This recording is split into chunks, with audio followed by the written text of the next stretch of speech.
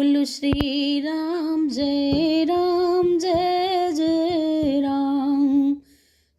जय विघ्न हरण हनुमान।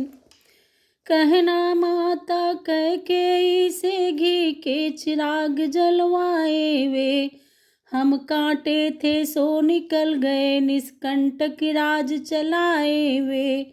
यह भी कह देना क्षमा करे हम बेटे वे महतारी हैं, जो कृपा उन्होंने हम पर की हम उसके भी आभारी हैं। और न कह पाए लखन किया राम ने बंद, सदा बड़ों के हुक्म में छोटा है पाबंद। अब मीठे रस के भरे सीधे सच्चे बैन, बोले मंत्री राज से रघुपति करुणावेन। दिल की तख्ती पर छोटे के बचनों को मत लिख देना तुम, सौगंध तुम्हें है वहां पहुँच केवल इतना कह देना तुम। माता दे आशीर्वाद हमें हम कुशल सहित घर आएंगे, 14 वर्ष पूर्ण होंगे तब दर्शन उनके पाएंगे। इन 14 वर्षों में भी हम क्षण मात्र न भूलेंगे उनको, अपने विचार के मंदिर में श्रद्धा से पूजेंगे उनको। यह कहकर उठे भक्त वत्सल, फिर हृदय लगाया मंत्री को, नाना प्रकार से समझा कर कौशल लौटाया मंत्री को। धीरे धीरे रथ चला उधर अवध की ओर, इधर तीर सुर सरित के पहुँचे राज किशोर। मांगी जो नाव तो नाविक ने की शुरू चोचले की बातें, कुछ नहीं थी लेकिन सब कुछ थी मल्लाह मंचले की। प्रभु बोले नाव इधर लाओ, वह बोला लाता हूँ राजा। आया हाँ आया अब आया, आता हूँ राजा। प्रभु बोले जो बात हो कहो उसे जी खोल, आया इस तरह करो ना टाल मटोल। तब केवट कहने लगा सकुचाहट के साथ, कहनी तो है बात पर कहीं न जाती नाथ। अच्छा सरकार पूछते हैं तो कहता हूँ संशय अपना, भय भंजन मेरे सम्मुख है फिर क्यों रहने दूं भय अपना। सुनता हूँ मैं यह जादू है राजा जी के पद पंकज में, पत्थर में जान डालने की है शक्ति महान चरण रज में। बन गई शिला सुंदर नारी चरणों की धूल के लगते ही, जड़ में चेतनता आती है उस जीवन मूर के लगते ही। चरणों के रज काया प्रभाव जब पत्थर और शिला पर है, तो मेरी लकड़ी की नैया छूते ही बस छू मंतर है। मंद मंद कुछ मुस्कुरा बोले श्री रघुराय, अपने संशय नाश का तुम ही बताओ उपाय। केवट ने तब अर्ज की नीचा कर कुछ मात, है तो एक उपाय यदि स्वीकारे रघुनाथ। अपना मेरा दोनों ही कायों काम बना ले राजा जी, चरणों की रज पर संशय है वह रज धुलवा ले राजा जी। सेवक की रोजी बनी रहे बाधा न आपके काम में हो कृपा राम की केवट पर, केवट का प्रेम राम में हो। कोमल कमलों का मल धोकर निर्मल दोनों को कर दूंगा, यह भी गोरे चिट्टे होंगे अपने भी जी को भर लूंगा। मालिक मालिक स्वीकार करो जो अभी कठौआ लाऊं मैं, पहले लूं जांच कठौए को तब नौका को खिसकाऊं मैं। प्रेम भरे आदर भरे भाव भरे सुन बैन, करुणा निध सचमुच हुए उस क्षण करुणाएन। पुलकायमान था रोम रोम, होठों पर मंद हसन भी थी। जानकी लखन की ओर निरख, कुछ भेद भरी चितवन भी थी।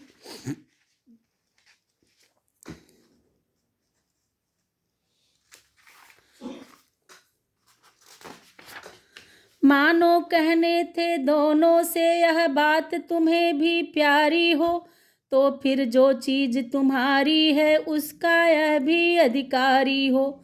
था एक और संकेत यहाँ इसने वे चरण टटोए हैं, जो ब्याह समय सीता को दे मिथिलेश जनक ने धोए हैं। वो गया गुप्त प्रस्ताव और अनुमोदन तथा समर्थन भी, तब चरण धुलाने को आगे बढ़ आए कौशल नंदन भी। कहा तुम्हारा जाए यदि संशय इसी प्रकार, तो हम भी तैयार हैं, लो यह चरण पखार। मन चाहा जब मिल गया माझी को वरदान, पग धोने का तब किया पल भर में शामान। वह खास दृश्य था गंगा पर, गंगा भी जिससे पुलकित थी नभमंडल, उधर मुदित मन था पृथ्वी भी इधर प्रफुल्लित थी।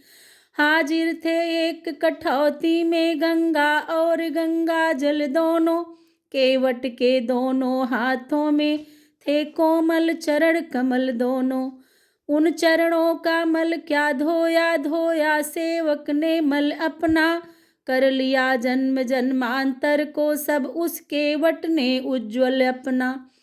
जो चरण अनेक तपस्या कर मुनियों की दृष्टि न आते हैं, क्या दृश्य हैं वे केवट द्वारा गंगा पर धोए जाते हैं।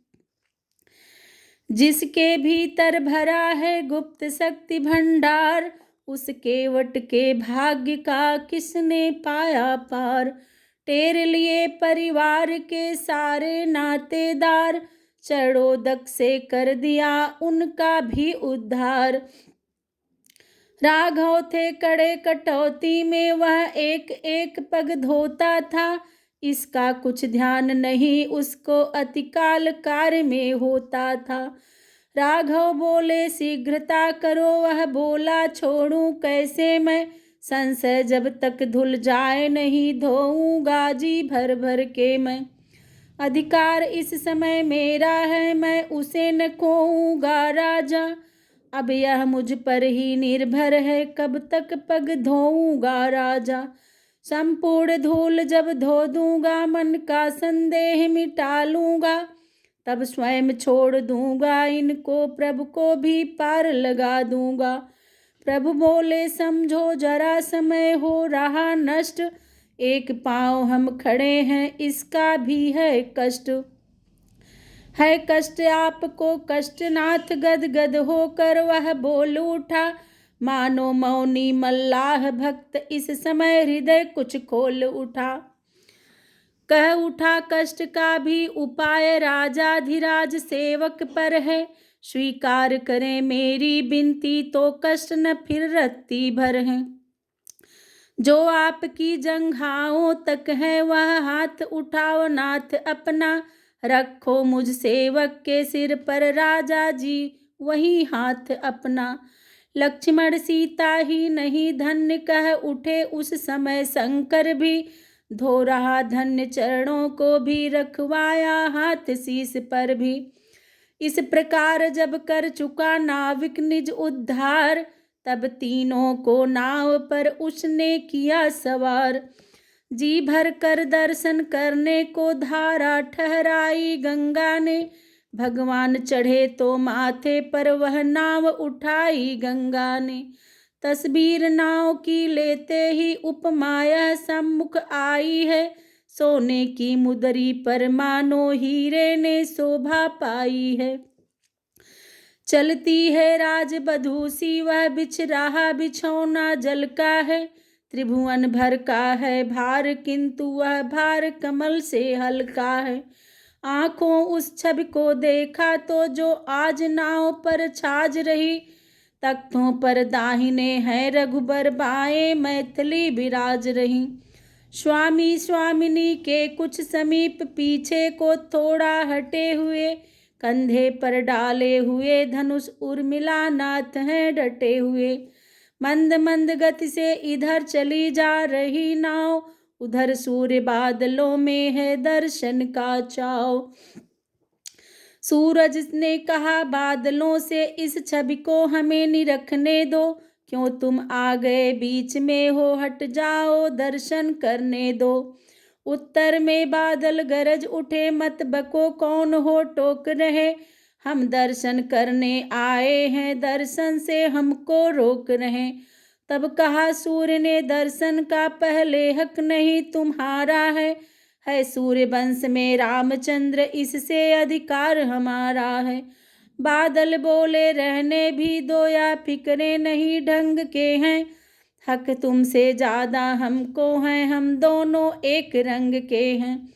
वे भी घनश्याम कहाते हैं, हम भी घनश्याम कहाते हैं, इस श्याम रंग के नाते से हम एक बखाने जाते हैं।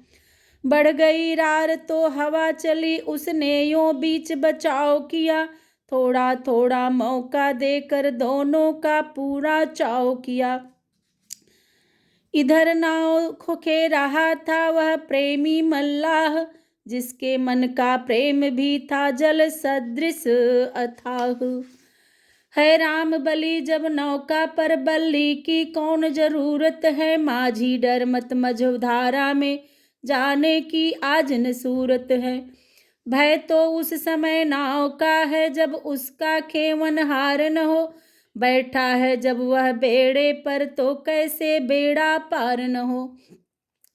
मल्लाह विचार रहा था या इतने में मेघ लगे छाने, मौसम का ऐसा रंग देख माझी कुछ लगा गुनगुनाने। जल और जलद के बीच वहाँ गाने ने खुला समा बांधा, तानों मुखियों आलापों ने नौका पर बड़ा समा बांधा। था राग न कोरा मेघ राग, अनुराग विराग भरा सा वह, खुलते ही अधर कमल देखा, पद पदम विराग पराग भरा था वह। वैसे तो थी वह बरसाती, पर उसमें असर और ही थी, वह स्वयं के चढ़ाव के साथ साथ भीतर कुछ चमक और ही थी। सारांश धार में गंगा की जब बल्ली लगी चलाने, वह तो पुर पछवा देख देख स्वर छेड़ उठा मस्ताने वह। फिर देखा आकाश को, फिर कुछ आया ध्यान, मीठे मीठे स्वरों में फिर छेड़ी यह तान।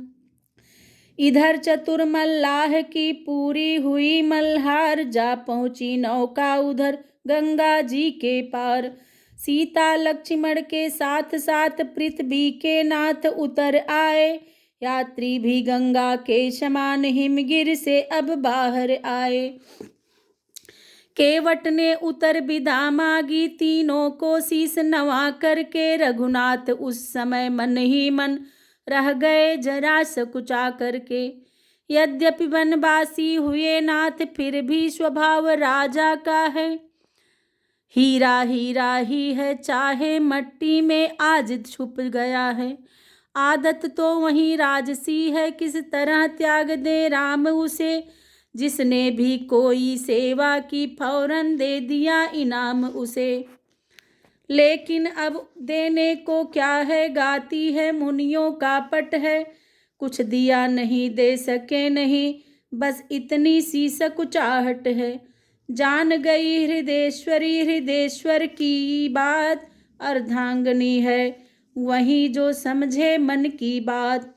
अपने स्वामी की सकुचाहट जिस समय निहारी सीता ने, उंगली से अपनी मणिमुद्री उस समय उतारी सीता ने।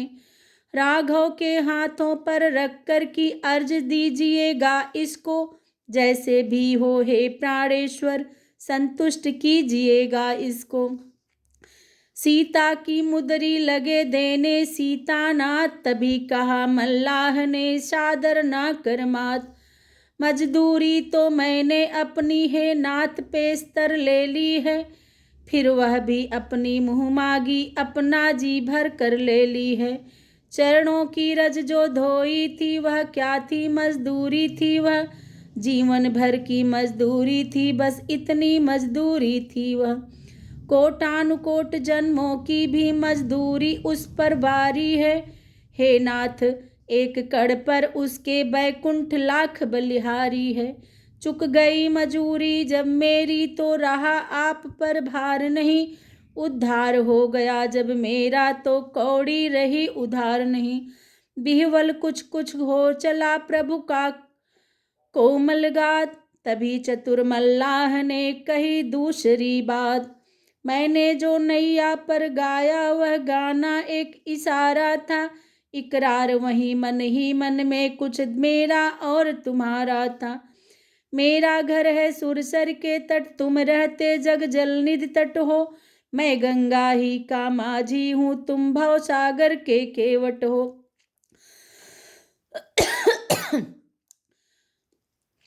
मजदूर कहीं मजदूरों को मजदूरी देते हैं भैया, मल्लाह कहीं मल्लाहों से मल्लाही लेते हैं भैया।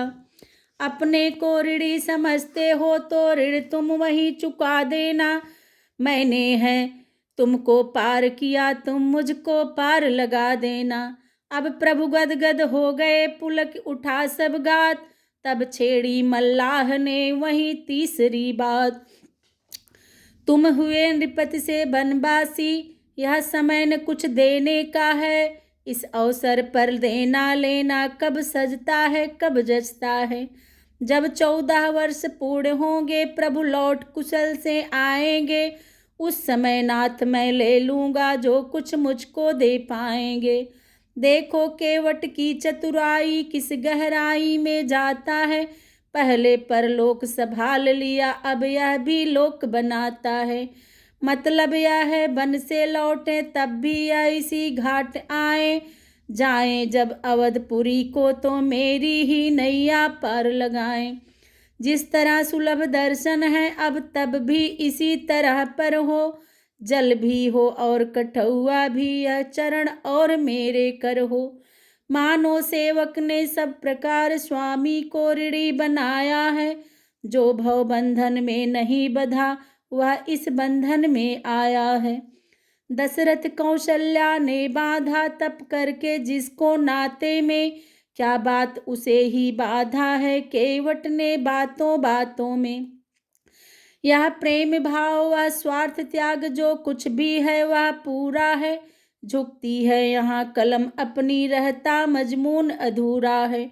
अतएव यही कह देते हैं बस धन्य धन्य वह केवट है, वह नाव धन्य पतवार धन्य अत्यंत धन्य गंगा तट है।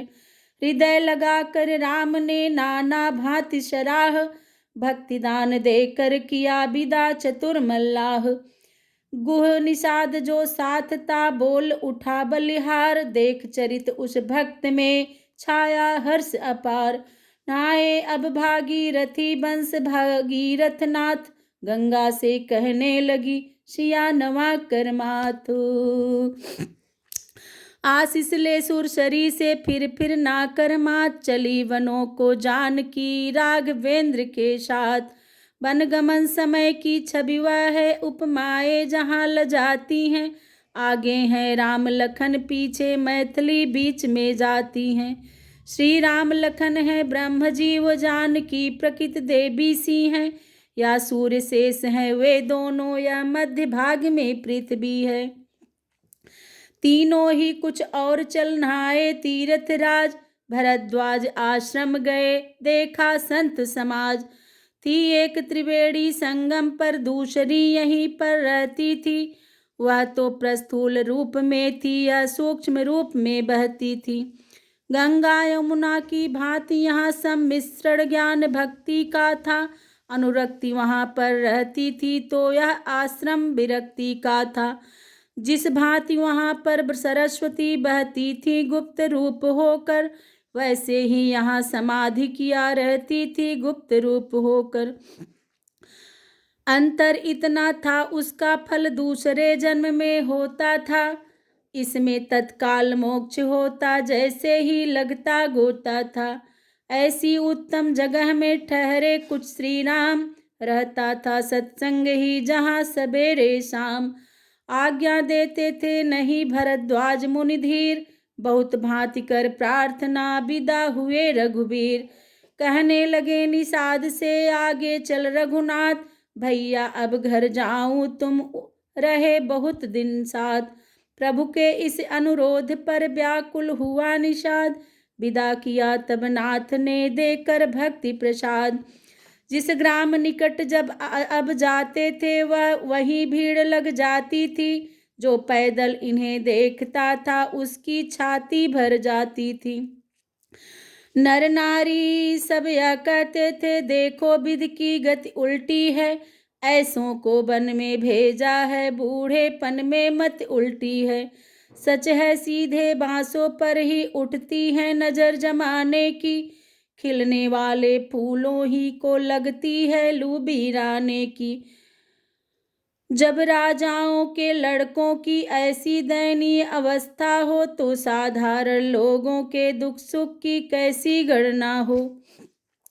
जो झूठे जग झूठे समाज धिक हैं तेरे बलबूतों पर, तू इन्हें देख फिर स्वयं देख फिर रो अपनी करतूतों पर। समझा देते थे कहीं लोगों को भगवान, भाई सुख या दुख है जग में एक समान। और दूसरे ग्राम जब पहुँचे दोनों भ्रात, लगी पूछने नारियां सीता से यह बात। क्यों जी आ रही कहाँ से हो, किस जगह पहुँचने वाली हो। लक्ष्मी हो तुम किसके घर की, किस आंगन की उजियाली हो। सांवरे और गोरे जो हैं वह कौन तुम्हारे हैं दोनों, किस कुल के दीपक हैं दोनों, किस माँ के प्यारे हैं दोनों। यह सुनते ही सिया ने की कुछ धीमी चाल, बता दिया संक्षेप में अपना थोड़ा हाल। फिर कहा कि वे गोरे जो हैं मेरे देवर हैं बहनों, लक्ष्मण है नाम विदित उनका, अवधेश कुंवर है हे बहनों।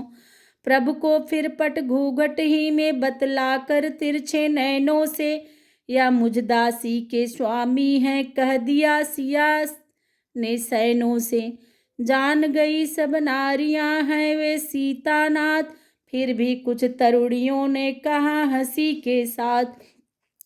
जी एक बात तो रही गई उसका कुछ काम नहीं है क्या, इनका तो नाम बताया पर उनका कुछ नाम नहीं है क्या। सुनकर यह बात नारियों की रह गई जानकी सकुचाकर, मुंह खोल तुरंत ही बंद किया फिर चल दी आगे सकुचाकर। इस प्रकार करते हुए भ्रमण और आनंद वाल्मीकि की कुटी पर जा पहुँचे शुककंद। बोले श्री मुनिराज से श्री रघुराज कृपाल, ऐसी जगह बताइए जहाँ रहे कुछ काल। वाल्मीकि मुस्का उठे बोले सुनिए राम, रहने को सुख धाम के बतलाता हूँ धाम। उस जगह करे विश्राम जहाँ सर्वखल विंद ब्रह्म ही हैं, या जहाँ ब्रह्म के साथ जीव हैं एक परंतु पृथक भी हैं। कर्ता कारण या क्रिया जहाँ दृष्ट दर्शन या दृश्य बने, यद्यपि तीनों हैं पृथक पृथक पर तीनों एक रहस्य बने। प्रभु बोले कहने लगे मुनिवर तो वेदांत, रहने को बतलाइए जगह कहीं एकांत। तब वाल्मीकि बोले अच्छा जिस जगह देव का पूजन हो, नैवेद्य पुष्ट हो अक्षत हो कर्पूर धूप हो चंदन हो, आह्वान की हुई प्रतिमा हो अर्चन आराधन बंदन हो, उस जगह रहे श्री राम जहाँ जगदीश हरे का गायन हो। रघुनंदन ने फिर कहा पूछा वासस्थान, आप सुनाने लगे अब उपासना की तान। या सुनकर मुनि बोले अच्छा जिस स्थल पर संत समागम हो वेद शास्त्र का कथन श्रवण और ज्ञान भक्ति का संगम हो, अथवा हो कथा प्रसंग जहाँ या हर कीर्तन का जमघट हो, बस जगह जगह रहे रघुनाथ जहाँ सो अहम दासो अहम कीरट हो। बोल उठे रघुवंश मणि ठहरो तो कविराज, आप सजाने लग गए अब कविता का साज। कविता की बात नहीं है, कुछ मुनि बोले धाम दिखाता हूँ। जब और पूछते हैं रघुबर तो सुनिए और बताता हूँ। जिस गृहस्थ के घर तुलसी हो रहते हो शालिग्राम सदा, जिसके सब कर्म सात्विक हो निस्वार्थ सदा निष्काम सदा, जिसके घर पिता पुत्र भ्राता सब बंधे एक धागे में हो, माँ बेटी भगनी और बधू सब सुमति रूप तागे में हो। गृह कार्य नारियां करती हो नर करते हो उद्योग सदा, ऐसे घर रहिए सीतापति रहता है जहाँ सुयोग सदा। फिर वही प्रभु ने कहा होकर तनिक अधीर, वाल्मीकि बोले जरा सुन लो ले रघुबीर। ईर्षा विरोध की ज्वाला से जिसका जी कभी न जलता हो, सच्चाई समता का चिराग जिस मन मंदिर में जलता हो। गारहस्थ प्रेम की नदियों से संपन्न प्रीति का सागर हो, उस जगह रहे रघुनाथ जहाँ सबका सम्मान बराबर हो। जो खिदमत करता हो सबकी पर इज्जत नहीं चाहता हो, करता है नित्य परोपकार पर शोहरत नहीं चाहता हो। बाहर से जैसा निश्चल हो भीतर भी वैसा निर्मल हो, लेना देना कहना करना सबका सब जिसका उज्जवल हो। बल वाला हिम्मत वाला हो मेहनत से कभी न ऊबा हो, उसके विचार गृह में ठहरे जो देश प्रेम में डूबा हो। वादी प्रतिवादी बन बन कर भाई भाई लड़ते न वहीं, निर्धन का खून चूसने को धनपत पीछे पड़ते न जहाँ। मजहब या धर्मों के झगड़े तूफान न जहाँ उठाते हैं, बाबा जी जहाँ कहा करके भाड़ा या ब्याज न खाते हैं। दौलत वाला होने पर ही ऊंचा आसन मिलता न जहाँ, हर एक गरीब आदमी से नफरत अमीर करता न जहाँ। रहता है सच्चा न्याय जहाँ, गुड़ जहाँ बिल जहाँ नेम जहाँ, हे विश्वम्भर बस वहीं रहो हो अखिल विश्व का प्रेम जहाँ। पर धन मिट्टी के सदृश जहाँ, पर नारी मात समान जहाँ, भगवान विराजे उसी जगह हो नित्य बड़ों का मान जहाँ। संतोष जहाँ विश्वास जहाँ, सुच निष्ठा जहाँ प्रतीति जहाँ, प्रभु वहीं रहे नीति जहाँ, प्रभु वहीं रहे हैं प्रीति जहाँ। जिस जन की आँख तुम ही तुम हो, जिस जन की टेक तुम हो, उसकी आँखों में बास करो जिसके बस एक तुम हो। इस प्रकार कहते हुए पुलक उठे मुनिनाथ, हृदय लगाया राम को बड़ा प्रेम से हाथ। कुछ क्षण के उपरांत फिर बोले मुनिधर धीर, अब कहता हूँ आपसे उचित ठाव रघुवीर। सर्वज्ञ राम बनकर अज्ञान जब धाम पूछने आए थे, तो मैंने भी कविता द्वारा बहुतेरे घर दिखलाए थे। अब सुनो निकट है चित्रकूट, कुछ शोक न द्वंद न त्रास वहाँ, हे जगन निवास उचित हो तो करियो कुछ काल निवास वहाँ। चित्रकूट में बन गया सुंदर पड़ निकेत, ठहर गए रघुवंश मणि सीता लखन समेत। बोली श्री सियावर रामचंद्र की जय।